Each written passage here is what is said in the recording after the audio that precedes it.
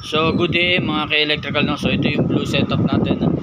So 100 watts load per hour daytime, walang problema. So nakita niyo meron naka-load dyan ng electric fan 60 watts, then clip fan 20 watts. So pwede ka rin mag TV dito, no? 45 watts lang yun, walang problema at daytime.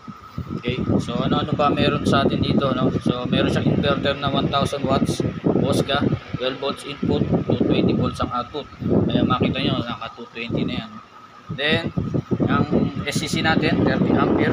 Okay, then LVD natin to no? Ay for protection purposes to, no? Then yung relay, so ito yung nagsiswitch sa inverter. Once na ma-cut off to ng 11.5 ay magdi-disconnect o mawawala ng supply to, then mag-open ang inverter natin ay mamamatay para hindi ma-discard na maigi yung battery natin at tumagal pa ang buhay ng battery natin na lead acid.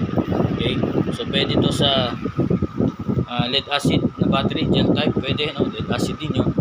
Okay, so kahit lumang battery basta nagcha-charge yung battery, okay. So ang nakalagay dito is 100 Ah battery, no? 12 volts system aparato natin. So 12 volts to, relay 12 volts, kaya hindi pwede dito yung matataas ang BMP ng solar panel. So ang allowable na BMP na solar panel dito ay 20 volts pababa. Okay, so hindi pwede yung mataas na yung BMP, halimbawa 30 volts na, hindi pwede. So sa ngayon ito nakalagay dito is 200 watts na solar panel. Then pinili ko yung BMP na mababa niya. Yung mababang BMP nito is 19 volts. Okay, kaya pasok na pasok sa setup natin. Then ito yung battery, no? Breaker ng solar panel, breaker ng battery. Okay, so pwede nyo akong i-check dito sa FB page ko sa Ray Electrical. So ito nasa YouTube channel ko kayo, no? Ray Electrical din. Okay, meron din akong TikTok if ever gusto nyo bili yung mga devices. So yun, ito naman outlet natin, no? May grounding yan, so pwedeng mag laptop, saksak, charging, no? Mobile charging, walang problema, kahit anong klaseng charge na devices nyo na pwede. So universal ang outlet natin, no? Yan. Okay, so, pwede sa bilog, pwede sa yan, sa tandem, no? With grounding, walang problema, di mo na kailangan tanggalin yung ground. So patayin natin yung load natin, no? Tanggalin natin to, pati yung electric fan. Okay, pakita ko lang sa inyo yung demo, no? Papademo lang natin ng konti. Ito yung mismong power ng inverter, no? Switch on, switch off nya. Okay, off natin. Then pagpatay nyan, kailangan mauna yung solar panel. Okay, para mawala yung solar panel ng aircon doon. Then yung battery. Okay, so once na dumating sa iyo yung unit, no, is plug mo lang tong solar panel mo positive to negative. So merong guide naman yan, mga wire natin, color coding. Red is positive, black is negative. So ganun lang nakadali yan, no? Okay, so meron din naman akong tutorial dito na lesson 1 to 7, pwede nyo gayahin yun, walang problema. Okay, so yun, yan ang blue setup natin, ganyan kalakas yan, no?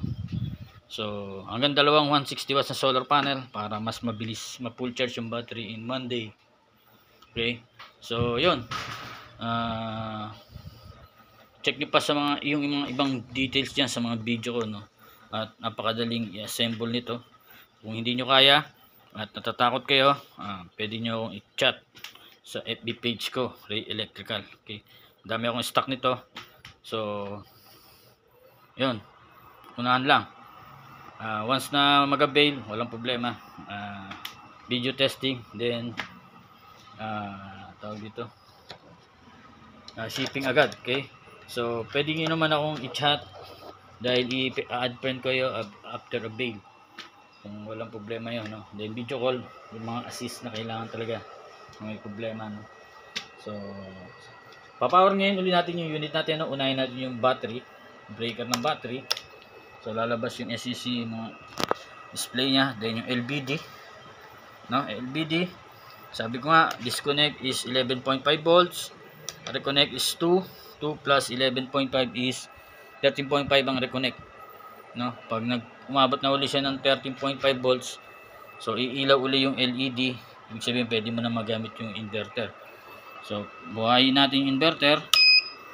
Okay, once lang yan magbo-blow yung blower, no, once na uminit tsaka uli magbo-blow, so automatic yung blower niya. Then yung indicator, itong green is good, then blinking red maybe low voltage o high voltage, no. Re-reset mo lang yan para magamit ulit.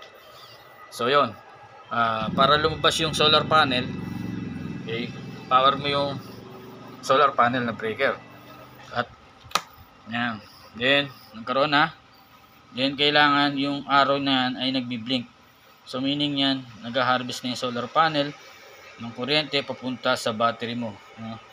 So ang full charge ng SCC natin ay 14.4, full charge yung battery mo, okay. So yun, napakadali lang naman ito, eh.